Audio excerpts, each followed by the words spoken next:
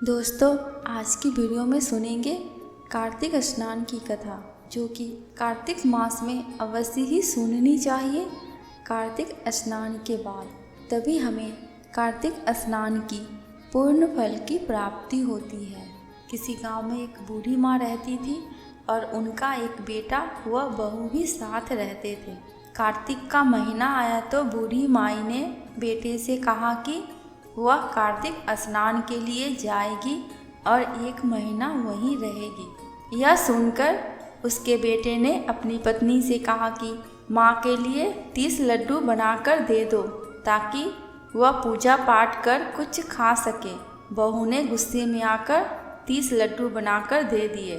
बूढ़ी माई नदी किनारे कार्तिक स्नान को गई और वहीं एक किनारे पर झोपड़ी बनाकर रहने लगी।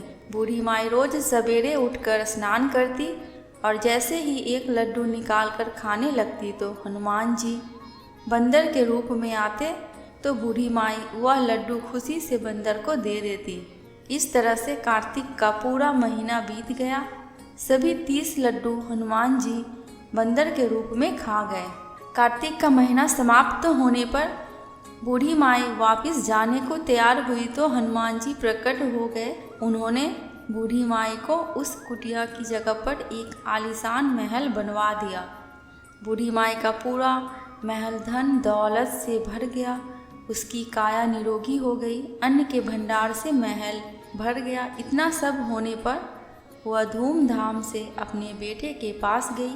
बूढ़ी माई को इतना धनी देखकर उसकी बहू ने मन में कहा कि अगले कार्तिक मैं भी अपनी माँ को कार्तिक स्नान के लिए भेजूंगी। और अगले कार्तिक मास आने पर उसने अपनी माँ को कार्तिक स्नान के लिए कहा। पूरे 30 लड्डू घी व बहुत सा मेवा डालकर अपनी माँ के लिए बनाकर दिए।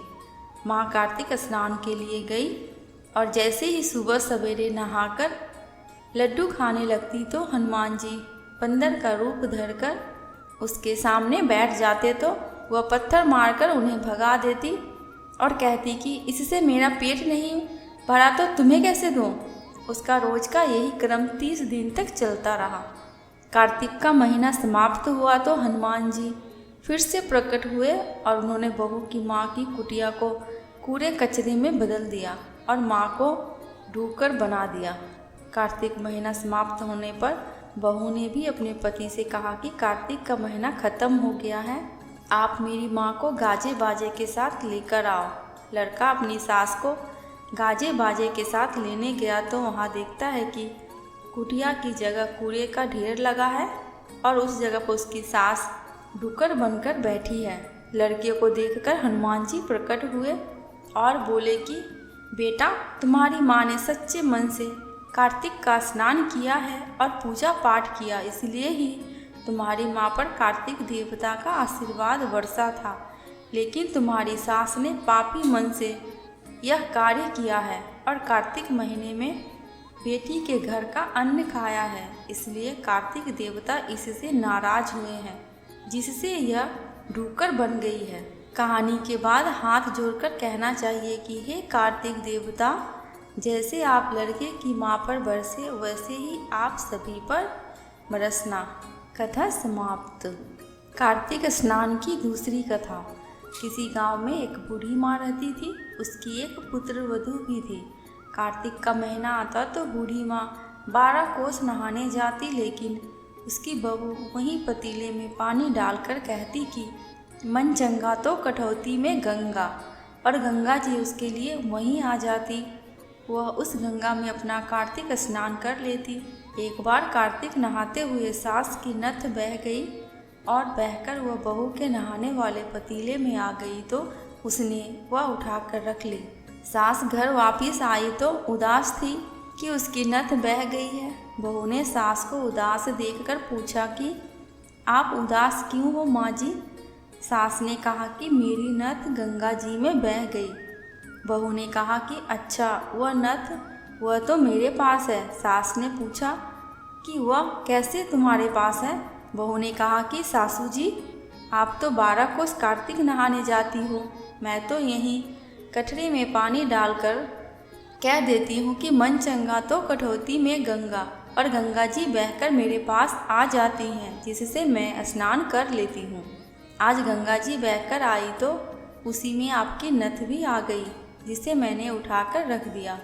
इस कहानी के बाद कहना चाहिए कि जैसे बहू की आई सभी की आए, लेकिन जैसे सास की आई वैसे किसी की ना आए। कथा समाप्त। कार्तिक स्नान की तीसरी कथा। एक समय की बात है, किसी नगर में एक बूढ़ा व्यक्ति रहता था और उसकी 7 बहुएं थीं। एक बार कार्तिक का महीना आया और उसने अपनी बहुओं से कहा कि मैं कार्तिक का स्नान करूँगा, क्या तुम इसे निभा दोगी? 7 में से 6 बहुओं ने मना कर दिया, लेकिन बड़ी बहू ने कहा कि मैं निभा दूँगी। बूढ़ा हर रोज़ सुबह उठता और नदी पर स्नान कर घर आता। गीली धोती को वह बड़ी बहू के आंगन में सुखा देता।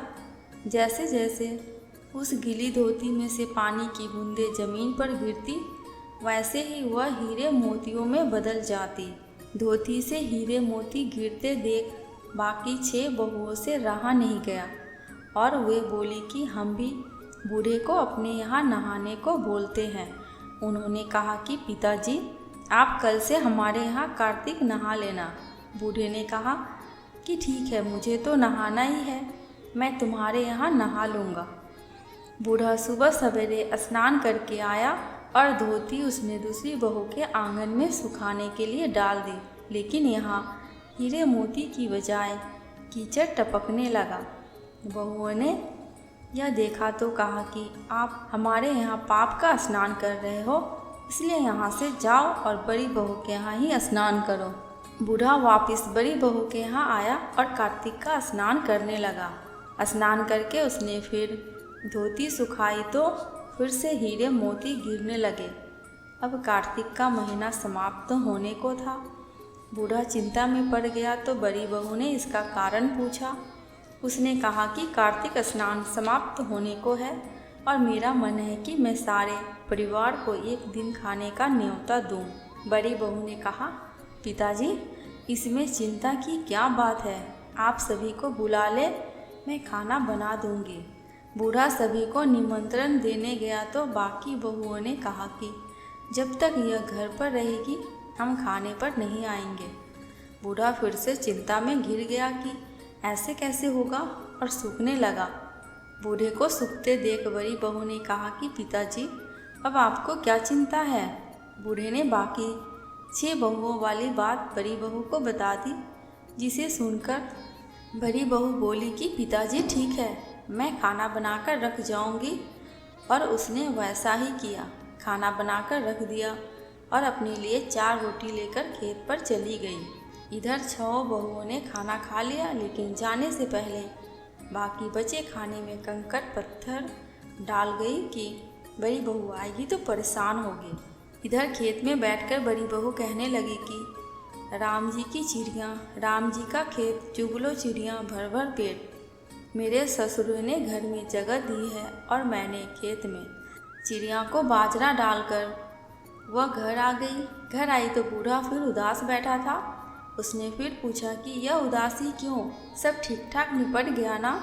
तो बूढ़ा बोला कि हाँ, सब ठीक ठाक निपट गया, लेकिन वह तेरी देवरानियाँ बाकी बचे खाने में कंकड़ और पत्थर मिट्टी डाल गई। बहू ने कहा कि कोई बात नहीं पिताजी, मैं तो अपने लिए 4 रोटी फिर बना लूँगी। बहू बूढ़े से बात करके घर के भीतर जाकर खाने को देखती है, लेकिन वह देखती है कि जिस खाने में वह सब कंकड़ पत्थर डालती वह हीरे मोती में बदल गया। घर की जगह महल खड़ा हो गया और धन दौलत से भर गया। अन्न के भंडार घर में भरे पड़े हैं। वह बूढ़े को बुलाकर कहती है कि पिताजी, आपने तो कहा था कि मेरे लिए कुछ नहीं बचा है, लेकिन यहाँ तो हीरे मोतियों के भंडार हो गए हैं।